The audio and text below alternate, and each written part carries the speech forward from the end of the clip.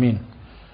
സത്യവിശ്വാസികളായ സഹോദരി സഹോദരന്മാരെ, റബ്ബ് സുബ്ഹാനഹു വ തആലയുടെ വിധികൽപ്പനകൾ ശ്രദ്ധയോടെ പഠിച്ച് അവ ജീവിതത്തിൽ പ്രാവർത്തികമാക്കി തഖ്വ നിറഞ്ഞ ജീവിതം നയിക്കണമെന്ന് വസിയ്യത്ത് ചെയ്യുകയാണ്. റബ്ബ് സുബ്ഹാനഹു വ തആല നമ്മയും നമ്മുടെ ഭാര്യാസന്താനങ്ങളെയും ബന്ധുമിത്രാദികളെയും എല്ലാം മുത്തഖികളായി ജീവിപ്പിക്കുകയും നമുക്കെല്ലാം തഖ്വ നിറഞ്ഞ മരണം നൽകി അനുഗ്രഹിക്കുകയും ചെയ്യുമാറാകട്ടെ. തഖ്വയിൽ നിന്ന് നമ്മളെ വ്യതിചലിപ്പിച്ച് കളയുന്ന എല്ലാ ളലാലത്തുകളിൽ നിന്നും എല്ലാ വസ്വാസുകളിൽ നിന്നും റബ്ബ് സുബ്ഹാനഹു വ തആല നമുക്ക് കാവൽ നൽകി അനുഗ്രഹിക്കുമാറാകട്ടെ. നമ്മുടെ കൂട്ടത്തിൽ രോഗികളായി ഇരിക്കുന്ന ആളുകളുണ്ട്, രോഗികളെ പരിചരിക്കാൻ വന്ന ആളുകളുണ്ട്. അള്ളാഹുവെ, ഞങ്ങളുടെ കൂട്ടത്തിൽ രോഗം കൊണ്ട് പ്രയാസപ്പെടുന്ന എല്ലാവർക്കും എളുപ്പം ഷിഫ നൽകി അനുഗ്രഹിക്കണേ അള്ളാഹ്. ഞങ്ങളുടെ ബന്ധുക്കളായ സുഹൃത്തുക്കളായ എല്ലാ രോഗികളായ എല്ലാ സഹോദരി സഹോദരന്മാരെയും അവരെ ശരിയാവിധം പരിചരിക്കുവാനും മനമടുപ്പില്ലാതെ അവരോടൊപ്പം നിൽക്കുവാനും അവർക്ക് സഹായങ്ങൾ ചെയ്തു കൊടുക്കുവാനും എല്ലാമുള്ള തൗഫീഖും ഉദവിയും ഞങ്ങൾക്കെല്ലാം നൽകി അനുഗ്രഹിക്കണേ അള്ളാഹ്. സത്യവിശ്വാസികൾ എന്നുള്ള നിലയ്ക്ക് നമ്മളുടെ ഏറ്റവും പ്രധാനപ്പെട്ട ആഗ്രഹവും ചിന്തയുമാണ് ജീവിതകാലത്ത്, നമ്മുടെ ആയുഷ്കാലത്ത് പരമാവധി നന്മകൾ ചെയ്തു പോവുക എന്നുള്ളത്. നമ്മൾ സാധാരണ പറയുന്നൊരു കാര്യമാണ്, ആരോഗ്യമുള്ള സമയത്ത്, നമ്മുടെ കഴിവുള്ള സമയത്ത്, മരണത്തിന് മുമ്പ് പരമാവധി നന്മകൾ ചെയ്യുക എന്നുള്ളതാണ് നമ്മൾ സാധാരണ കേൾക്കുന്ന ഒരാശയം, നമ്മൾ ആഗ്രഹിക്കുന്ന കാര്യം. കാരണം മരണത്തോടുകൂടി നമ്മളുടെ ഭൂമിയിലെ സാന്നിധ്യം അവസാനിക്കുകയാണ്. പിന്നെ നമുക്ക് ഇവിടെ ഒന്നും പ്രത്യേകിച്ച് ചെയ്യാനില്ല. നമ്മുടെ പ്രവർത്തനങ്ങൾക്ക്, നമ്മുടെ അമലുകൾക്ക് അന്ത്യം കുറിക്കുന്ന സംഗതി എന്നുള്ളതാണ് മരണത്തിന്റെ പ്രത്യേകത. ഈ ദുനിയാവിലെ നമ്മളുടെ അമലുകൾക്ക് അന്ത്യം കുറിക്കുകയാണ്. പക്ഷെ റസൂൽ കരീം സ്വല്ലല്ലാഹു അലൈഹി വസല്ലമ പഠിപ്പിച്ചിട്ടുള്ള ഒരു ആശയമുണ്ട്. അതെന്താന്ന് ചോദിച്ചാൽ, മരണത്തിന് ശേഷവും, നമ്മുടെ മരണത്തിന് ശേഷവും നമ്മൾ ഈ ഭൂമിയിൽ പ്രവർത്തിച്ചുകൊണ്ടിരിക്കുകയാണ്, അല്ലെങ്കിൽ നമ്മളുടെ ഒരു നന്മ ഈ ഭൂമിയിൽ ഇങ്ങനെ വർക്ക് ചെയ്തുകൊണ്ടിരിക്കുകയാണ്. അങ്ങനെ 3 കാര്യങ്ങളുണ്ട് എന്ന് റസൂൽ സല്ലല്ലാഹു അലൈഹി വസല്ലം പഠിപ്പിച്ചിട്ടുണ്ട്. നമ്മളുടെ മരണത്തിന് ശേഷവും ഈ ഭൂമിയിൽ ബാക്കിയാവുന്ന, നമുക്ക് വേണ്ടി പ്രവർത്തിച്ചുകൊണ്ടിരിക്കുന്ന, നമ്മുടെ മീസാനിൽ കനം തൂങ്ങിക്കൊണ്ടിരിക്കുന്ന കാര്യങ്ങൾ, 3 കാര്യങ്ങൾ. അതെന്താണ് 3 കാര്യങ്ങൾ? 1 സ്വദഖത്തുൻ ജാരിയ,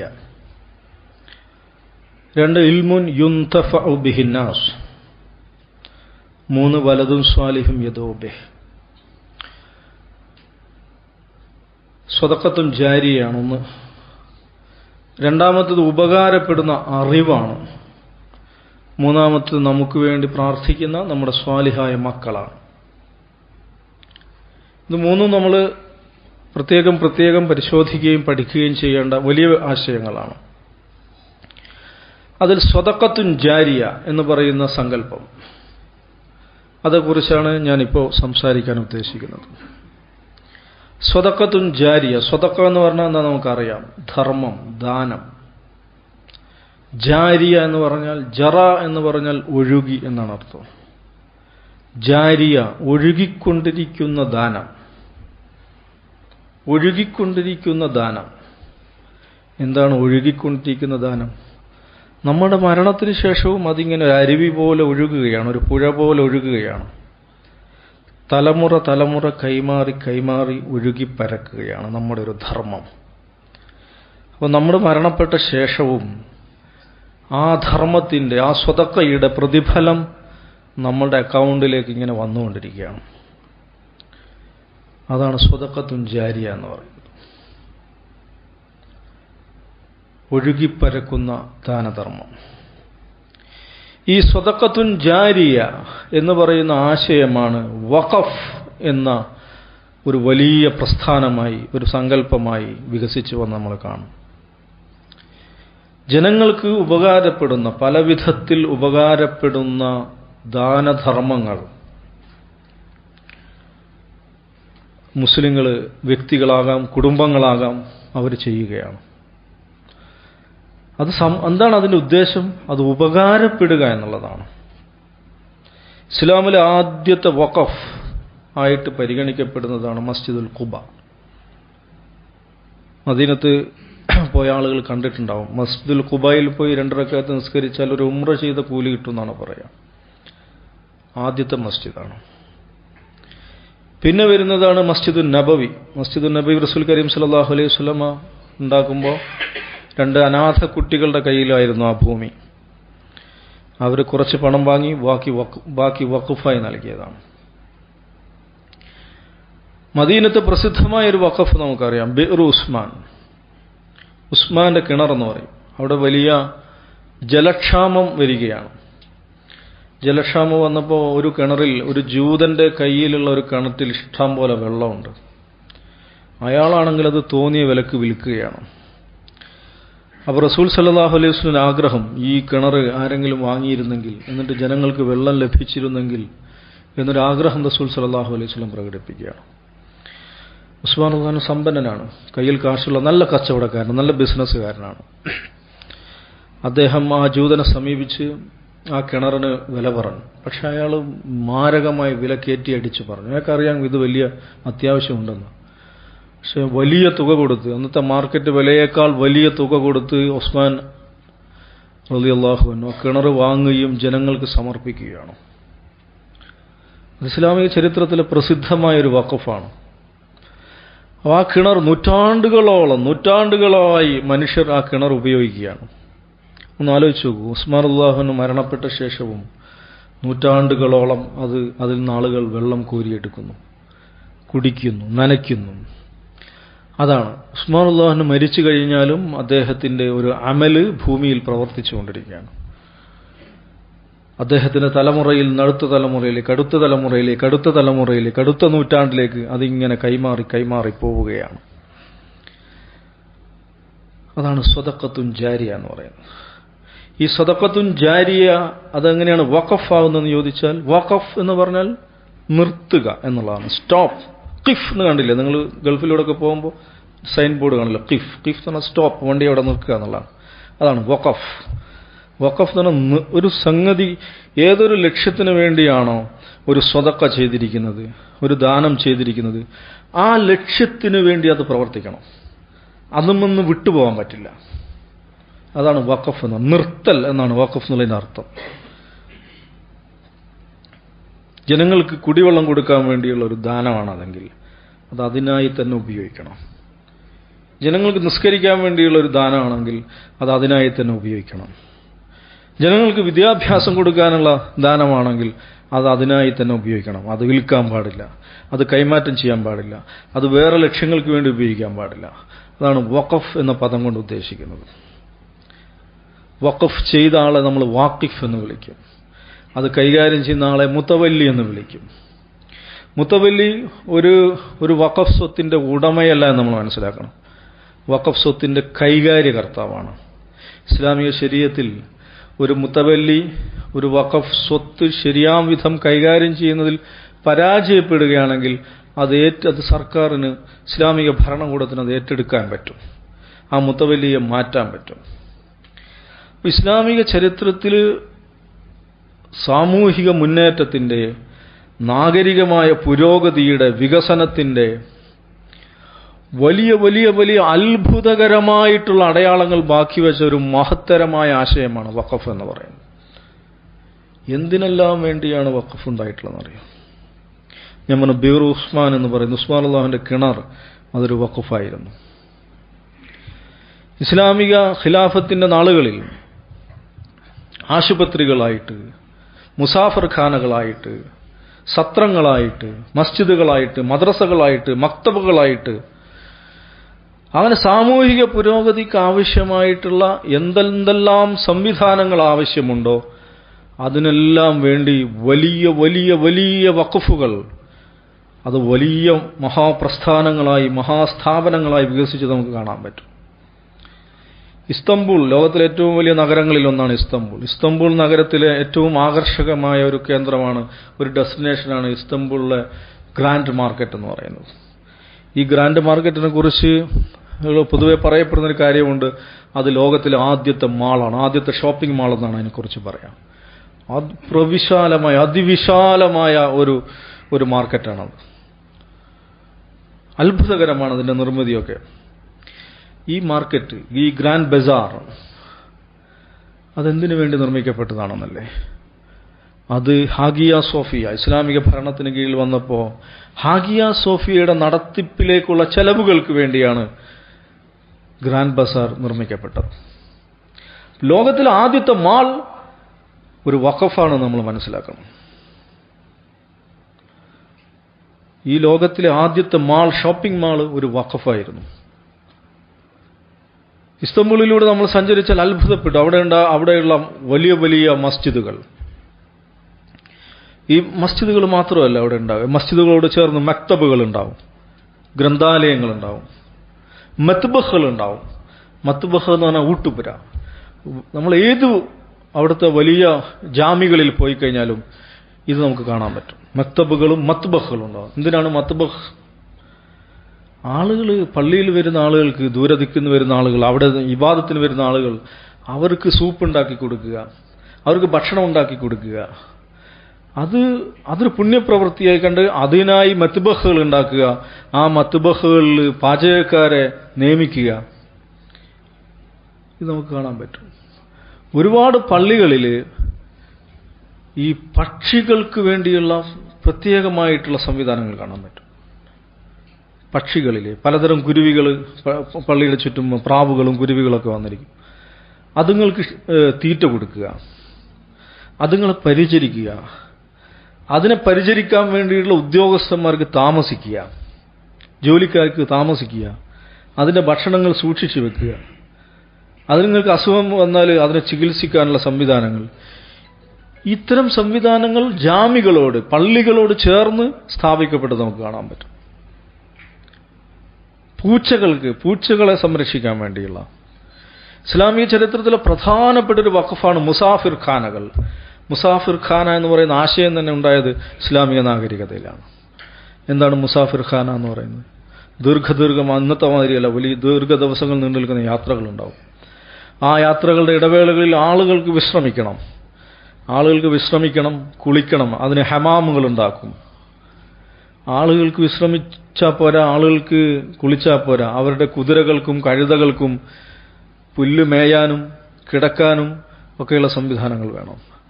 അപ്പോൾ അങ്ങനെ എല്ലാ സംവിധാനങ്ങളും കൂടി ആളുകൾക്കും കുതിരകൾക്ക് അവരുടെ ചരക്കുകൾ വെക്കാനുള്ള സൗകര്യങ്ങൾ വേണം. അങ്ങനെയുള്ള സർവ്വ സംവിധാനങ്ങളോടും കൂടിയ മുസാഫിർ ഖാനകൾ ഇസ്ലാമിക നാഗരികതയുടെ ഭാഗമായിരുന്നു. അതെല്ലാം വഖഫായിരുന്നു എന്ന് കാണാൻ പറ്റും. സ്പെയിൻ, ഇസ്ലാമിക ഖിലാഫത്തിന് കീഴിലുള്ള സ്പെയിനെ കുറിച്ചുള്ള കഥകൾ വായിക്കുമ്പോൾ നമുക്ക് കാണാൻ പറ്റുന്ന അത്ഭുതകരമായ കാര്യമുണ്ട്. അവിടെയുള്ള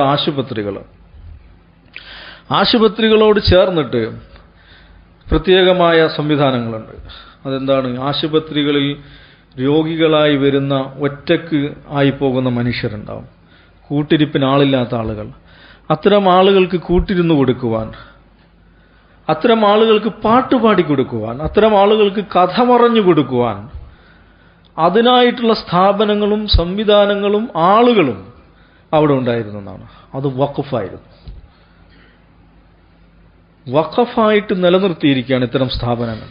എന്താണ്? കൂട്ടിരിപ്പിന് വേണ്ടിയിട്ടുള്ള സ്ഥാപനങ്ങൾ. ആശുപത്രിയിൽ കൂടെ ആളില്ലാതെ ഒറ്റക്കായി പോകുന്ന ആളുകൾക്ക് ഭക്ഷണം കൊടുക്കുക, അവർക്ക് പാട്ടുപാടി കൊടുക്കാൻ വേണ്ടി മാത്രം ഡസൻ കണക്കിന് പാട്ടുകാരെ വഖഫായി നിശ്ചയിച്ചത് നമുക്ക് ഇസ്ലാമിക ചരിത്രത്തിൽ കാണാൻ പറ്റും. അവരുടെ ജോലി എന്താണ്? ആശുപത്രിയിൽ പോയിട്ട് രോഗികൾക്ക് പാട്ടുപാടി കൊടുക്കുക, അവർക്ക് സമാധാനം ഉണ്ടാക്കി കൊടുക്കുക, അവരോട് ഇരുന്ന് ചുമ്മാ കഥകൾ പറഞ്ഞു കൊടുക്കുക, വർത്തമാനങ്ങൾ പറയുക.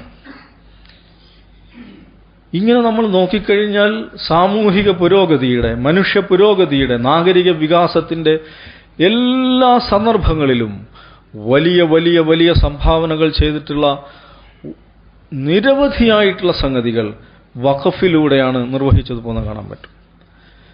ഏറ്റവും ഒടുവിൽ ഉസ്മാനിയ ഖിലാഫത്തിന്റെ അവസാന ഘട്ടത്തിൽ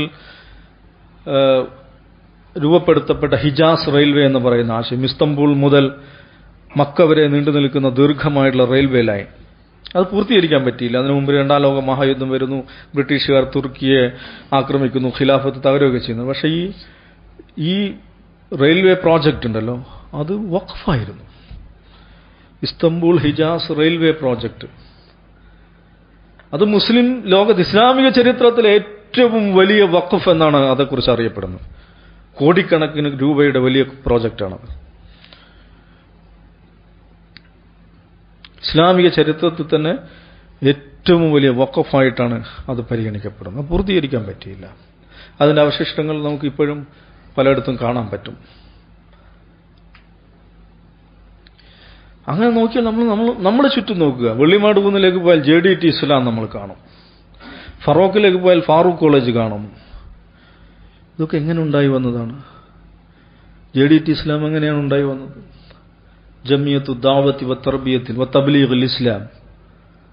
ഈ മലബാർ കലാപത്തിന് ശേഷം ഇവിടെ ഉണ്ടായിട്ടുള്ള പ്രയാസങ്ങൾ, അനാഥരായിട്ട് ഒരുപാട് കുഞ്ഞുങ്ങൾ, കലാപത്തിന്റെ ഭാഗമായിട്ട് ഒരുപാട് കുഞ്ഞുങ്ങൾ അനാഥരായി, ഒരുപാട് സ്ത്രീകൾ വിധവകളായി. അതിനുശേഷം കോളറ പരക്കുന്നു, അങ്ങനെയും ഒരുപാട് ആളുകൾ അനാഥരായി.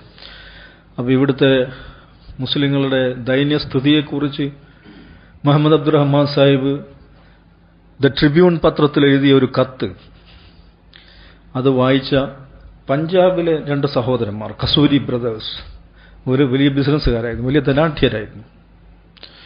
അവരാണ് ഈ വെള്ളിമാട് കുന്നിൽ വന്നിട്ട് വഖഫ് ചെയ്യുന്നത്. ഇവിടെയുള്ള യതീം മക്കളെ അവരെ കൂട്ടിക്കൊണ്ടുവന്ന് അവരെ പോറ്റി പഠിപ്പിച്ച് വളർത്താൻ വേണ്ടിയിട്ട്. അതിനുവേണ്ടി അദ്ദേഹം ഒരു സംഘം ഉണ്ടാക്കുന്നു. അതിന്റെ പേരാണ് ജമിയത്തു ദാവത്തി വ തബ്ലീഗുൽ ഇസ്ലാം. നമ്മൾ JDT ഇസ്ലാം എന്ന് പറയും. ഫാറൂഖ് കോളേജ് എങ്ങനെയാണ് ഉണ്ടായത്? മലബാറിലെ മുസ്ലിങ്ങളുടെ ഈ അവസ്ഥയിൽ അവരുടെ രക്ഷാമാർഗം വിദ്യാഭ്യാസ പുരോഗതിയാണെന്ന് കണ്ട അബുസബാഹ് മൗലവിയെ പോലുള്ള ഒരു മഹാരഥൻ, അദ്ദേഹം സമുദായത്തിലെ ധനാഢ്യരെ കണ്ട് വഖഫ് ചെയ്യിച്ചതാണ്. ഇത് നമ്മൾ മനസ്സിലാക്കണം. വഖഫ് എന്ന് പറഞ്ഞാൽ ഒരു നിസ്സാര കളിയല്ല, ഒരു ചെറിയ സംഗതിയല്ല. റസൂൽ കരീം സല്ലല്ലാഹു അലൈഹി വസല്ലമയുടെ കാലം മുതൽ ഇന്നേക്ക് വരെ, ഈ നിമിഷം വരെ ഈ സമുദായം നേടിയെടുത്ത പുരോഗതികൾ, ഈ സമുദായം മാത്രമല്ല, അത് എല്ലാം മനുഷ്യ പുരോഗതിയുടെ തന്നെ അടിസ്ഥാനമായി വർത്തിച്ച ഒരു വലിയ ആശയമാണ്. അപ്പോൾ JDTയിൽ മുസ്ലിങ്ങൾ മാത്രമാണോ പഠിക്കുന്നത്? ഫാറൂഖ് കോളേജിൽ മുസ്ലിങ്ങൾ മാത്രമാണോ പഠിക്കുന്നത്? അങ്ങനെയല്ല. അല്ലെങ്കിൽ ഒരു ഹോസ്പിറ്റലിൽ വരുന്ന ആളുകൾക്ക് സൗകര്യങ്ങൾ ചെയ്തു കൊടുക്കുന്ന മുസ്ലിങ്ങൾക്ക് വേണ്ടി മാത്രമാണോ? അങ്ങനെയല്ല. സമൂഹ പുരോഗതിയുടെ തന്നെ ചാലകശക്തിയായി വർത്തിച്ചിട്ടുള്ള അതിമഹത്തരമായിട്ടുള്ളൊരു ആശയമാണ് വഖഫ് എന്ന് പറയുന്നത്. അതെങ്ങനെയാണ് ഉണ്ടായത്? റസൂൽ സല്ലല്ലാഹു അലൈഹി വസല്ലം പഠിപ്പിച്ചൊരാശയമാണ്. നമ്മുടെ മരണത്തിന് ശേഷവും നമ്മളുടെ മീസാനിലേക്ക് വരവ് വെക്കപ്പെടുന്ന, മരണത്തിന് ശേഷവും തുടർന്നുകൊണ്ടിരിക്കുന്ന പുണ്യം, സദഖത്തുൻ ജാരിയ എന്ന് പറയുന്നൊരാശയം, അത് ഉൾക്കൊണ്ടവരായിരുന്നു മുസ്ലിങ്ങളെല്ലാവരും. അതുകൊണ്ടാണ് മുസ്ലിങ്ങൾ എവിടെയെല്ലാം എത്തിച്ചേരുന്നോ അവിടെ അവരാദ്യം ചെയ്യുന്നത് എന്താണ്? അവരൊരു മസ്ജിദ് പണിയുകയാണ് ചെയ്യുന്നത്. നമ്മൾ ഉത്തരേന്ത്യയിലൂടെ സഞ്ചരിക്കുമ്പോൾ കാണാൻ പറ്റും ചെറിയ ചെറിയ ഗ്രാമങ്ങൾ, ദരിദ്രമായ ഗ്രാമങ്ങൾ, പുല്ലുകൾ കൊണ്ടും വേണ്ട വീടുകൾ. പക്ഷെ അവിടെയൊക്കെ സാമാന്യം മനോഹരമായൊരു പള്ളി ഉണ്ടാവും. അവർ പള്ളി പണിയുന്നു, മക്തബുകൾ പണിയുന്നു, മദ്രസകൾ പണിയുന്നു, ജാമികൾ പണിയുന്നു, ആശുപത്രികൾ പണിയുന്നു. അങ്ങനെ അതിനു വേണ്ടിയിട്ടുള്ള സംരംഭങ്ങൾ ഉണ്ടാകുന്നു. അത് നല്ല നിലയിൽ വ്യവസ്ഥാപിതമായി കൊണ്ടു നടത്തുന്നു. ഇന്ത്യയിൽ മുസ്ലിങ്ങളുടെ പുരോഗതിയിൽ ലോകത്തെല്ലായിടത്തുള്ളതുപോലെ തന്നെ വലിയ പങ്ക് വഹിച്ച പ്രസ്ഥാനമാണ് വഖഫ് പ്രസ്ഥാനം. 1800 വർഷക്കാലം മുസ്ലിങ്ങൾ ഭരിച്ച ഒരു ഭൂപ്രദേശം എന്നുള്ള നിലയ്ക്ക് ഉത്തരേന്ത്യയിൽ കോടിക്കണക്കിന് രൂപയുടെ വഖഫ് പ്രോപ്പർട്ടികളുണ്ട്. വലിയ മസ്ജിദുകളായി, വലിയ ജാമിയകളായി. ഇപ്പോഴും കാണുന്ന ഈ ജാമിയ മില്ലിയ ഇസ്ലാമിയ, അലിഗഡ് മുസ്ലിം യൂണിവേഴ്സിറ്റി, ഹംദർദ് യൂണിവേഴ്സിറ്റി എന്നൊക്കെ പറഞ്ഞാൽ അടിസ്ഥാനപരമായി വഖഫിലൂടെ രൂപപ്പെട്ടതാണ്. അപ്പോൾ ഈ വഖഫ് ഇല്ലാതാക്കുക, വഖഫിനെ തകർക്കുക എന്ന് പറയുന്നത് മുസ്ലിം സമൂഹത്തിന്റെ നിലനിൽപ്പിനെയും പുരോഗതിയെയും അതിനെ അടിമാന്തിയെടുക്കുക എന്നുള്ളതാണ്. അതിനെ മാന്തിയെടുക്കുക, അതിനെ ഇല്ലാതാക്കുക എന്നുള്ളതാണ്. അതിനുവേണ്ടിയാണ് വഖഫ് നിയമം വഖഫ് ഭേദഗതി ബില്ല് കൊണ്ടുവന്നത്. വഖഫ് ഭേദഗതി ബില്ല് എന്താണ്? ഏത് വഖഫ് പ്രോപ്പർട്ടിയിലും വെറുതെ ഒരു ഡിസ്പ്യൂട്ട് ഉണ്ടാക്കിയിട്ട്, വെറുതെ ഒരു തർക്കമുണ്ടാക്കി, തർക്കമുണ്ടായാൽ പിന്നെ ഉടനെ അത് വഖഫ് അല്ലാതായി മാറും. ഇങ്ങനത്തെ ഇതുപോലൊരു വിചിത്രമായ നിയമം ഒരുപക്ഷെ ലോകത്തെവിടെ ഉണ്ടാവില്ല. ഒരു വഖഫ് പ്രോപ്പർട്ടിയിൽ ഒരാളൊരു ഡിസ്പ്യൂട്ട്, ഒരു തർക്കം ഉന്നയിക്കുകയാണ്. ചുമ്മാ ഒരു ഇമെയിൽ അയക്കുക മുഖ്യമന്ത്രിക്കോ കലക്ടർക്കോ ആർക്കെങ്കിലും ഒരു ഡിസ്പ്യൂട്ട്, ഇത് ഗവൺമെന്റ് ഭൂമിയാണ് എന്ന് പറഞ്ഞിട്ട്. അങ്ങനെ ഒരു ഡിസ്പ്യൂട്ട് ഉണ്ടായിക്കഴിഞ്ഞാൽ അത് അന്വേഷിക്കേണ്ട ചുമതല ജില്ലാ കലക്ടർക്കാണ്. ജില്ലാ കലക്ടറാണ് ഡെസിഗ്നേറ്റഡ് ഓഫീസർ.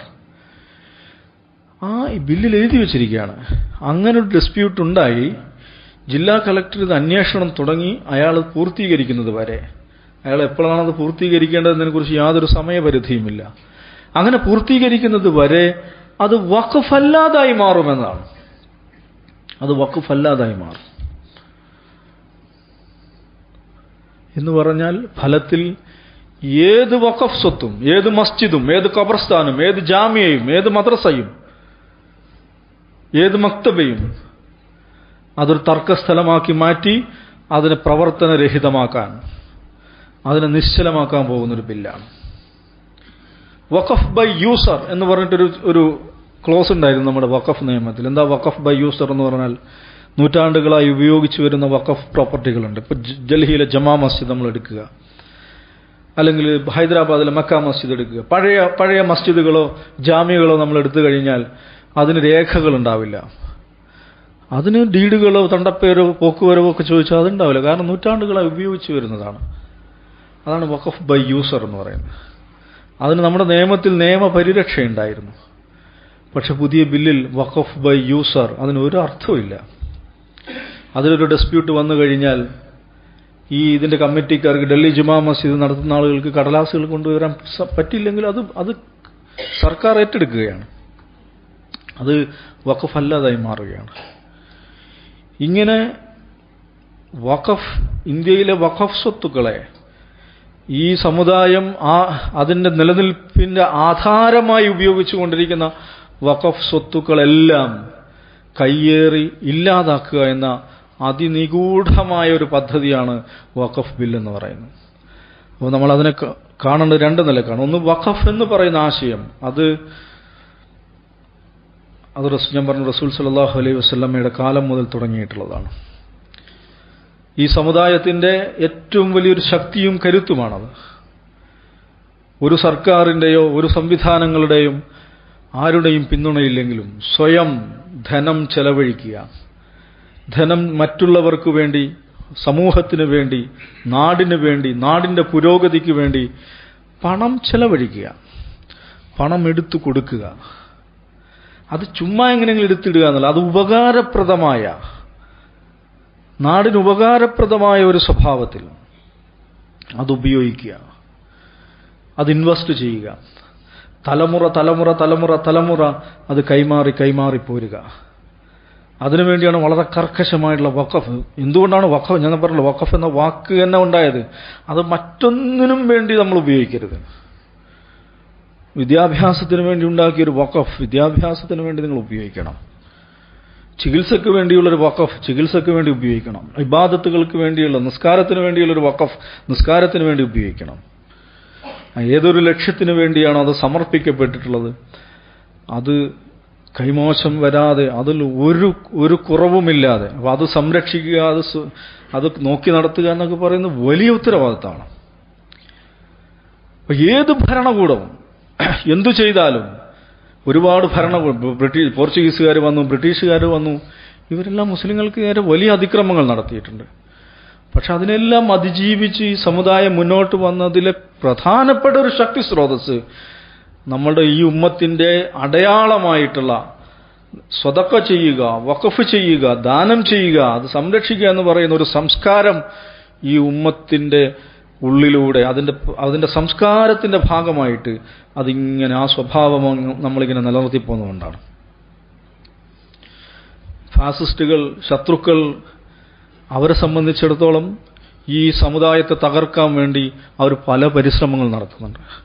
അപ്പോൾ അവരിങ്ങനെ നോക്കുമ്പോൾ ഈ പറയുന്ന വലിയ വലിയ സംവിധാനങ്ങൾ അത് വലിയ കണ്ണുകടിയായി അവർക്ക് നിൽക്കുകയാണ്. ഇത് തകർത്താലേ ഇവരെ തകർക്കാൻ പറ്റുള്ളൂ എന്ന് അവർ വിചാരിക്കുകയാണ്. അതുകൊണ്ടാണ് അവർ വഖഫ് ഭേദഗതി ബില്ല് പോലെയുള്ള ഇത്തരത്തിലുള്ള അങ്ങേയറ്റം മനുഷ്യത്വ വിരുദ്ധമായിട്ടുള്ള ക്രൂരമായിട്ടുള്ള നിയമങ്ങൾ കൊണ്ടുവരുന്നത്. അതിനെ ചെറുക്കുക, അതിനെതിരെ പ്രതിഷേധിക്കുക, അതിനെ തടയാൻ വേണ്ടി നമ്മളെ കൊണ്ടാവുന്നത് എന്തൊക്കെ ചെയ്യാൻ പറ്റുമോ അത് ചെയ്യുക എന്നുള്ളത് നമ്മുടെ സാമൂഹിക ഉത്തരവാദിത്തമാണ്. ഫർള് കിഫായയാണ്. ഈ സമുദായത്തിന്റെ സാമൂഹിക ഉത്തരവാദിത്തമാണ്, ഫർള് കിഫായയാണ് നമ്മുടെ വഖഫ് പ്രോപ്പർട്ടികൾ സംരക്ഷിക്കുക എന്നുള്ളത്. അതിനുവേണ്ടി നടത്തുന്ന എന്തെല്ലാം പരിശ്രമങ്ങളുണ്ടോ, അത് സമരമാകട്ടെ, ധർണയാവട്ടെ, കോടതി ഇടപെടലാവട്ടെ, ഒപ്പിടലാവട്ടെ, അതിലൊക്കെ നമ്മളെ കൊണ്ടാകും വിധം പങ്കാളികളാവുക എന്നുള്ളത് ഫർള് കിഫായയാണ്, സാമൂഹിക ഉത്തരവാദിത്തമാണ് നമ്മൾ മനസ്സിലാക്കണം. ഇപ്പോൾ കോടതി ഇടപെടൽ വന്നിട്ട് അതിൽ മുന്നോട്ട് പോകാനൊന്നും പറ്റിയിട്ടില്ല. പക്ഷേ എല്ലാ കാലവും കോടതി നമ്മളെ രക്ഷയ്ക്കെത്തും എന്ന് നമ്മൾ വിചാരിക്കേണ്ട കാര്യമില്ല. ചിലപ്പം ഇതിന് നേരെ തിരിച്ചുള്ള വിധികൾ വന്നേക്കാം, ഇതേക്കാൾ മാരകമായിട്ടുള്ള നിയമങ്ങൾ വന്നേക്കാം. അപ്പോഴൊക്കെയും നമ്മൾ മനസ്സിലാക്കേണ്ട കാര്യം ഇങ്ങനെ തന്നെയാണ് ഈ ഉമ്മത്ത് പോയിട്ടുള്ളത്. ഇത്തരം പരീക്ഷണങ്ങൾ അതിജീവിച്ച് അവയെ ധൈര്യപൂർവ്വം, യുക്തിപൂർവ്വം, ബുദ്ധിപൂർവ്വം നേരിട്ട് അതിനെ മറികടന്ന് പോയവരാണ്. ഞാൻ പറഞ്ഞു 1921 എന്ന് പറയുന്നത് 100 വർഷം മുമ്പുള്ള കഥയാണ്. അന്ന് അബ്ദുറഹ്മാൻ സാഹിബ് എഴുതിയത് മദ്രാശിയിൽ ദ ഹിന്ദു പത്രത്തിൽ അദ്ദേഹം എഴുതുന്നുണ്ട്, മദ്രാശിയിൽ ഒരു വിധവ കൈക്കുഞ്ഞിനെയും ഒക്കത്തേന്തി യാചിച്ചു നടക്കുന്നുണ്ടെങ്കിൽ നിങ്ങൾ മനസ്സിലാക്കുക അത് മലബാറിൽ നിന്നുള്ള ഒരു മുസ്ലിം പെണ്ണായിരിക്കും. പക്ഷെ ഒന്ന് ആലോചിച്ച് നോക്കൂ, ഇന്നങ്ങനെ ഒരു ചിത്രമില്ലല്ലോ. ഇന്ന് മലബാറിൽ നിന്നുള്ള മുസ്ലിങ്ങൾ എന്താണ് ചെയ്യുന്നത്? അവർ ഉത്തരേന്ത്യയിലെ ഗ്രാമങ്ങളിൽ വരെ സംഭാവനകളുമായി, വലിയ വലിയ സംവിധാനങ്ങളുമായി സ്കൂളുകൾ ഉണ്ടാക്കിക്കൊണ്ട്, ജാമ്യകൾ ഉണ്ടാക്കിക്കൊണ്ട്, ഇംഗ്ലീഷ് മീഡിയം സ്കൂളുകൾ ഉണ്ടാക്കിക്കൊണ്ട് വലിയ പ്രവർത്തനത്തിന്റെ ഭാഗമാവുകയാണ്. 1921 അല്ലെങ്കിൽ 25 ഇരുന്ന് ആലോചിക്കുമ്പോൾ ഇങ്ങനെയൊരു ഭാവി മലബാറിലെ മുസ്ലിങ്ങൾക്കുണ്ടാകും, ഇത്രയും ശോഭനമായൊരു ഭാവി മലബാറിലെ മുസ്ലിങ്ങൾക്കുണ്ടാകുമെന്ന് അന്ന് സങ്കല്പിക്കാൻ പോലും പറ്റുമായിരുന്നില്ല. എങ്ങനെയാണ് ആ ഘട്ടത്തെ മറികടന്നത്? അത് നമ്മുടെ കൂട്ടായ പ്രവർത്തനത്തിലൂടെയാണ്, അത്യധ്വാനത്തിലൂടെയാണ്. നമ്മൾ ഫാറൂഖ് കോളേജ് ഉണ്ടാക്കി, നമ്മൾ JDT ഉണ്ടാക്കി, നമ്മൾ PSMO കോളേജ് ഉണ്ടാക്കി, നമ്മൾ മദ്രസകൾ ഉണ്ടാക്കി, ജാമ്യകൾ ഉണ്ടാക്കി, കുഞ്ഞുങ്ങളെ പഠിപ്പിച്ചു, അതിനുവേണ്ടി അധ്വാനിച്ചു, അതിനുവേണ്ടി പണം ചെലവഴിച്ചു. അങ്ങനെ നമ്മൾ നമ്മളുടെ ഇസ്സത്ത് തിരിച്ചു പിടിക്കുകയായിരുന്നു. അപ്പോൾ ഈ നിലക്കുള്ള അന്ന് ആദ്യം പോർച്ചുഗീസുകാർ വന്നപ്പോൾ നമുക്കറിയാം സൈനുദ്ദീൻ മഖ്ദൂമിന്റെ നേതൃത്വത്തിൽ, കുഞ്ഞാലി മരക്കാരുടെ നേതൃത്വത്തിൽ അതിനെതിരായിട്ടുള്ള വലിയ ചെറുത്തുനിൽപ്പുകളുണ്ടായി. ബ്രിട്ടീഷുകാർ വന്നു, മമ്പറം തങ്ങളുടെ നേതൃത്വത്തിൽ, ആലി മുസലിയാരുടെ നേതൃത്വത്തിൽ വലിയ ചെറുത്തുനിൽപ്പുണ്ടായി. അതിൽ വലിയ തിരിച്ചടി ഉണ്ടായപ്പോൾ ഈ നിലക്ക് വിദ്യാഭ്യാസ പുരോഗതിയിലൂടെ, സാമ്പത്തിക പ്രവർത്തനങ്ങളിലൂടെ, അത്യധ്വാനത്തിലൂടെ, JDT-യിലൂടെ, ഫാറൂഖ് കോളേജിലൂടെ, PSMO-യിലൂടെ അങ്ങനെ നമ്മൾ മറികടന്നു പോന്നു. ഇപ്പോൾ പുതിയൊരു ഭരണ സംവിധാനം വന്നിരിക്കുകയാണ്. അവർ എങ്ങനെയെല്ലാം ഈ സമുദായത്തെ കുഴപ്പത്തിൽ ചാടിക്കാൻ പറ്റുമോ, എങ്ങനെയെല്ലാം പ്രശ്നം ഉണ്ടാക്കാൻ പറ്റുമോ, എന്തെല്ലാം ചെയ്യാൻ പറ്റുമോ അതിനെക്കുറിച്ചുള്ള ഗവേഷണമാണ് എല്ലാ ദിവസവും നടത്തിക്കൊണ്ടിരിക്കുന്നത്. അതുകൊണ്ട് ഇതൊരു പുതിയ കാര്യമാണ് എന്ന് വിചാരിച്ച് നമ്മൾ അസ്വസ്ഥരാകേണ്ട കാര്യമില്ല. നമ്മൾ ഇതിനേക്കാൾ മാരകമായിട്ടുള്ള, ഇതിനേക്കാൾ ഭീകരമായിട്ടുള്ള പ്രതിസന്ധികളെയും വെല്ലുവിളികളെയും അതിജീവിച്ച് തന്നെയാണ് നമ്മുടെ ഉപ്പാപ്പമാർ നമ്മെ ഈ ഒരു ഘട്ടത്തിലേക്ക് എത്തിച്ചത് നമ്മൾ കാണണം. അതുകൊണ്ടാണ് ഞാൻ പറഞ്ഞത് 21 ഒരു മലബാറിലെ ഒരു മുസ്ലിം സ്ത്രീയെക്കുറിച്ച്, മദ്രാശിയിലൂടെ തെണ്ടുന്ന മലബാറിലെ ഒരു ഉമ്മയെക്കുറിച്ച് അബ്ദുറഹ്മാൻ സാഹിബ് അന്ന് എഴുതിയിരുന്നെങ്കിൽ ഇന്ന് അങ്ങനൊരു അവസ്ഥ ഉണ്ടായിരുന്നോ എന്ന് നമുക്ക് ആലോചിക്കാൻ പോലും പറ്റാത്ത വളരെ അൽഹംദുലില്ലാ വളരെ നല്ല അവസ്ഥയിലേക്ക് നമ്മൾ വന്നിട്ടുണ്ട്. അതെന്തുകൊണ്ടാണ്? നിരന്തരമായ പ്രവർത്തനമാണ്, ഏകാഗ്രമായ പ്രവർത്തനമാണ്, അത്യധ്വാനമാണ്, ചെലവഴിക്കാനുള്ള, സ്പെൻഡ് ചെയ്യാനുള്ള നമ്മുടെ മാനസിക വിശാലതയാണ്. അതുകൊണ്ടാണ് നമ്മൾ ഇത്തരം സ്ഥാപനങ്ങൾ ഉണ്ടായി വരുന്നത്. നോക്കൂ, ഇവിടെ വരുന്ന രോഗികൾ, നമ്മുടെ പല ഭാഗങ്ങളിൽ നിന്ന് വരുന്ന രോഗികൾ, അവരെ മതം നോക്കാതെ, ജാതി നോക്കാതെ, അവരെ സഹായിക്കാൻ വേണ്ടി നമ്മളിവിടെ ഒരു സ്ഥാപനം ഉണ്ടാക്കി അത് നിലനിർത്തി പോകുന്നു. ഈ സ്ഥാപനം മാത്രം, ഇതിന് ചുറ്റുവട്ടം നമുക്ക് ഇത്തരത്തിലുള്ള ഒരുപാട് സ്ഥാപനങ്ങൾ കാണാൻ പറ്റും. മറ്റേതൊരു സമുദായത്തിനുണ്ട് അങ്ങനെ? എത്രയെത്ര സ്ഥാപനങ്ങളാണ് ഈ മെഡിക്കൽ കോളേജിന് ചുറ്റും മാത്രം വിവിധ മുസ്ലിം സംഘടനകളുടേതായി പ്രവർത്തിക്കുന്നത്. എന്ത് മനോഹരമായ കാഴ്ചയാണത്! എത്രയധികം ആനന്ദം നൽകുന്ന കാഴ്ചയാണത്! എന്തുകൊണ്ടാണ് നമുക്ക് ഇത്തരം സ്ഥാപനങ്ങൾ ഉണ്ടാക്കാൻ പറ്റുന്നത്? അത് റസൂലും ഈ ഒരു ആശയം നമ്മളെ പഠിപ്പിച്ചത് കൊണ്ടാണ്. സ്വതക്കയെക്കുറിച്ച്, സ്വതക്കത്തുൻ ജാരിയയെക്കുറിച്ച്, കൊടുക്കുന്നതിനെക്കുറിച്ച്. അത് നമ്മുടെ സംസ്കാരത്തിന്റെ ഭാഗമായതുകൊണ്ടാണ്. അതുകൊണ്ട് ഓരോ പ്രതിസന്ധിയും ഓരോ വെല്ലുവിളിയും ഈ നമ്മുടെ വിശ്വാസത്തിന്റെ, നമ്മുടെ സംസ്കാരത്തിന്റെ, നമ്മുടെ ദീനിന്റെ അടിസ്ഥാന കാഴ്ചപ്പാടുകൾ എന്താണ് എന്നതിനെക്കുറിച്ച് പഠിക്കുവാനും കൂടുതൽ പഠിക്കുവാനും അതിൽ നിന്ന് കൂടുതൽ ഊർജം കണ്ടെത്തുവാനും അതിൽ ഇസ്സത്ത് കൈക്കൊള്ളുവാനുമുള്ള സന്ദർഭമായിട്ടാണ് നമ്മൾ എടുക്കേണ്ടത്. എല്ലാ പ്രതിസന്ധികളെയും മറികടന്ന് ഇസ്സത്തോടെ, അന്തസ്സോടെ, അഭിമാനത്തോടെ മുന്നോട്ട് പോകുവാൻ ഈ ഉമ്മത്തിന്, ഈ സമുദായത്തിന് റബ്ബ് സുബ്ഹാനഹു വ തആല തൗഫീഖ് നൽകി അനുഗ്രഹിക്കുമാറാകട്ടെ. അഖൂലു ഖൗലി ഹാദാ